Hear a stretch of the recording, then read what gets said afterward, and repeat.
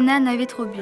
Il s'était laissé rebondir de flûte en flûte au fil des conversations et, comme un kangourou sous amphétamine, il n'avait pu s'empêcher de sautiller.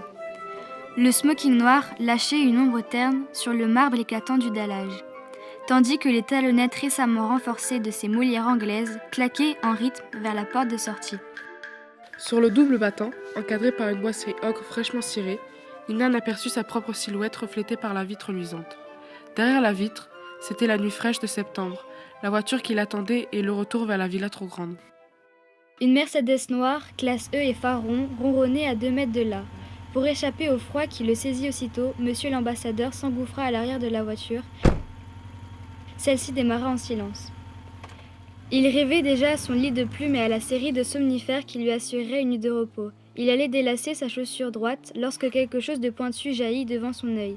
Une aiguille à tricoter terriblement aiguë pointait pile devant sa prunelle. Si tu bouges, tu es aveugle. Shinan n'avait aucune envie de bouger.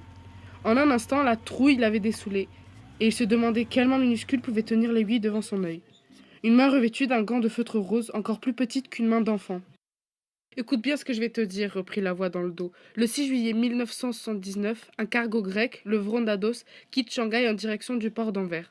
À son bord, des balles de ping-pong, des meubles laqués, des potiches à la tonne et 150 caisses de chiens en peluche. Tout le stock a été acheté par Van Eyck Import. Tu me suis ? Oui, mais je ne vois pas où vous voulez en venir. Ne t'inquiète pas pour ça, je te donne 24 heures.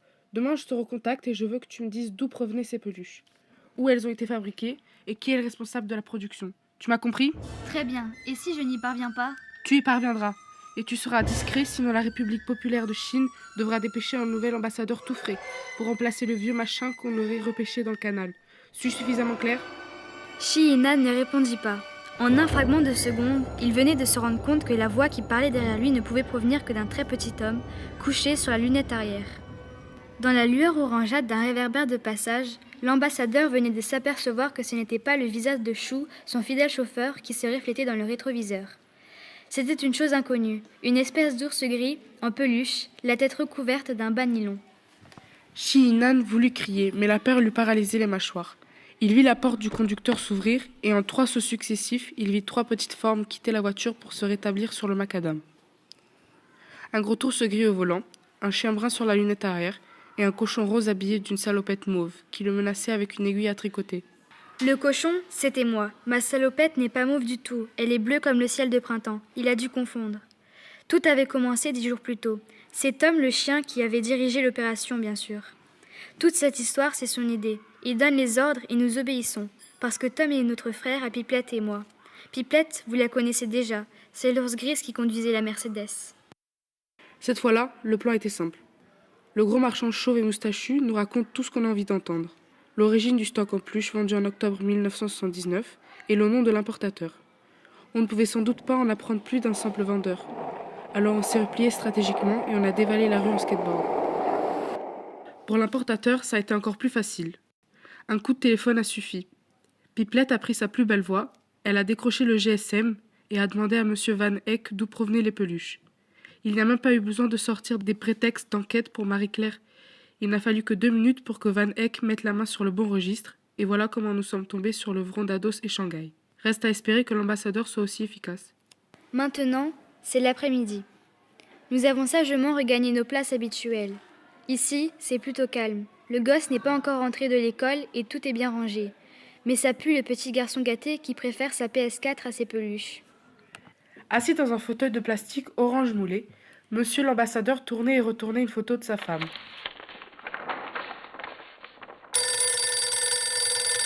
Il sursauta dès la première sonnerie du téléphone. À la 3e, il décrocha. Une phrase suffit pour qu'il reconnaisse la voix du chien brun. Vous avez les renseignements ? Bien sûr, vous pouvez faire confiance au corps diplomatique. Nos services de renseignement sont aussi efficaces que discrets. Je n'en doute pas. C'est bien pour cela que j'ai fait appel à vous, monsieur l'ambassadeur. Alors, d'où proviennent les peluches ? Les 15 000 chiens en peluche ont été conçus dans les ateliers Yuan à Chongqing.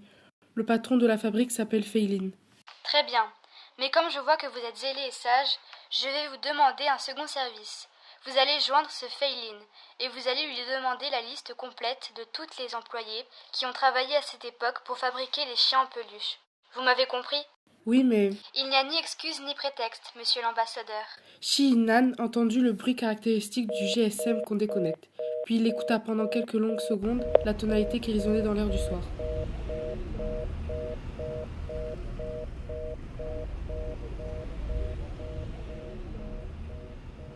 Des pièces de 50 centimes et d'1 euro, on en a trouvé un joli tas dans la tirelire du gosse.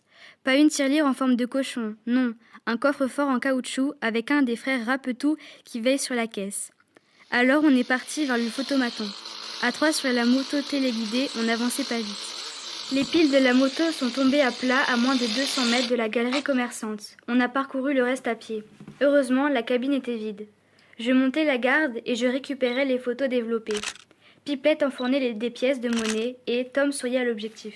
Tom s'était réveillé 10 jours plus tôt avec un cafard immense, une dépression pas du tout atmosphérique. Il avait le teint pâle. Je suis orphelin, le gosse n'est pas mon vrai père et je ne connais même pas ma vraie mère. Puis il avait exhibé la couture de sa cuisse, là où jaillissait une petite étiquette rectangulaire. Qu'est-ce qu'il y a d'écrit ici? Made in China, lui ai-je répondu. Voilà, tout était compris dans ces 3 mots. Fabriqué en Chine. Tom avait décidé de retrouver sa vraie mère, sa maman de Chine. Et le seul moyen de la retrouver, sa mère, c'était de remonter la filière. Nous n'étions plus très loin. Nous avions les photos, les enveloppes et les timbres.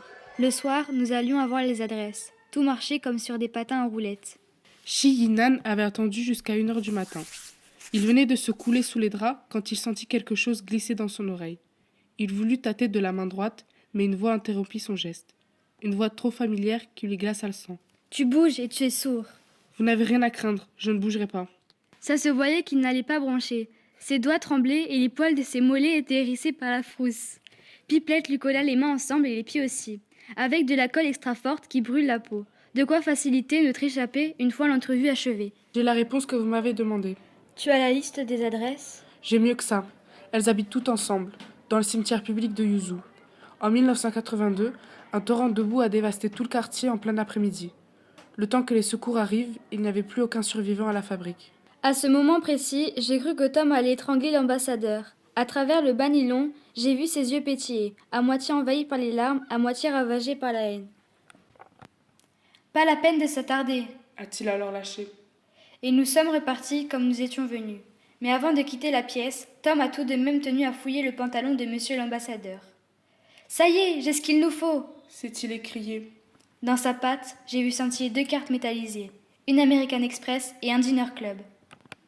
Sur le moment, on le sentait déterminé. Et quand il a cet air-là, c'est qu'il a une idée derrière la tête. Le lendemain, à la première heure, il a téléphoné à Interflora. Il avait les cartes de crédit devant lui.